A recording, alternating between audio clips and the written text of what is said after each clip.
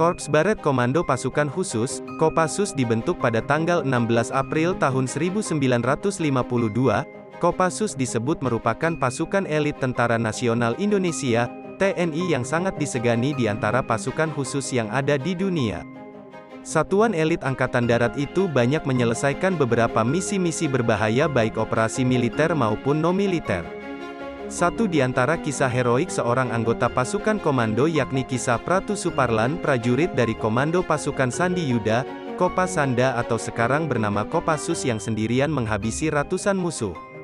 Anggota Kopassus ini rela gugur dihujani peluru demi menyelamatkan rekan-rekannya yang telah terkepung dan tak ada jalan keluar. Cerita heroik tentang Pratu Suparlan ini dimuat di halaman resmi kopassus.mil.id yang diambil dari majalah Baret Merah edisi April tahun 2014. Keberanian dan heroisme Suparlan ini juga dikisahkan oleh Menko Kemaritiman Jenderal Purnawirawan Luhut Binsar Panjaitan.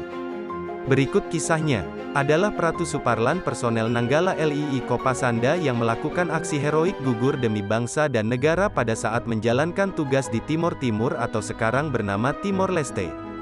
Diansir dari website Kopassus, diceritakan Pratu Suparlan bersama sepasukan kecil TNI pada tanggal 9 Januari tahun 1983 melakukan patroli di wilayah yang rawan. Pasukan patroli yang dipimpin Letnan Poniman Dasuki tersebut berpatroli memasuki daerah yang sangat rawan. Dan benar saja patroli kecil pasukan TNI tersebut bertemu dengan Fretilin, sayap militer terlatih Timor Timur, lengkap bersenjatakan senapan serbu, mortar, dan GLM. Kontak senjata pun tak bisa dihindari, patroli kecil ini mesti berhadapan dengan 300-an tentara Fretilin. Terjadilah pertempuran yang tak seimbang. Sejumlah kecil pasukan TNI yang berada di pinggir jurang mesti berhadapan dengan 300-an musuh dengan persenjataan lengkap yang berada di ketinggian. Satu persatu anggota pasukan kecil ini gugur. Melihat kondisi tersebut komandan tim memerintahkan pasukan untuk meloloskan diri ke satu-satunya peluang, yakni ke celah bukit. Namun hanya sedikit waktu yang tersisa bagi pasukan kecil ini, sehingga Pratu Suparlan menyatakan pada komandannya untuk terus maju, sementara ia sendiri memilih untuk mengadang musuh. Dengan gagah berani sendirian Suparlan mengadang pasukan musuh yang hendak menghabisi pasukan TNI tersebut. Ia membuang senjatanya dan mengambil senapan mesin milik rekannya yang gugur. Tanpa gentar sedikit pun, ia menerjang ke arah pasukan Fretilin. Hamburan peluru senapan mesin musuh yang mengoyak tubuh Pratu Suparlan, dibalasnya dengan rentetan peluru, hingga amunisinya habis. Meski bersimbah darah, prajurit Kopassus ini tetap tegar bagai banteng ketaton. Bukannya roboh seperti harapan musuh, Pratu Suparlan justru menghunus pisau komandonya, lalu berlari mengejar Fretilin ke tengah semak belukar, dan merobohkan pasukan musuh tersebut.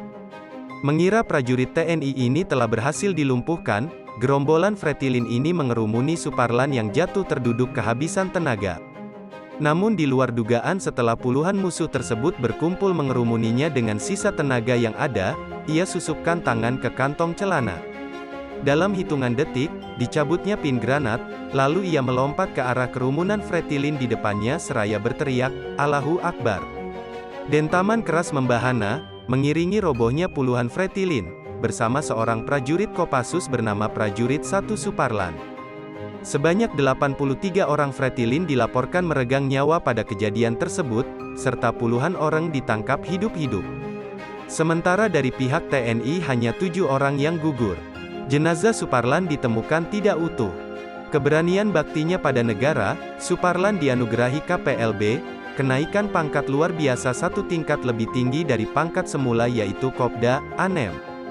Tanda jasa bintang sakti pun diberikan pada Kopda, Anem Suparlan pada tanggal 13 April tahun 1987, melalui Kepres nomor 20 TKTH, 1987.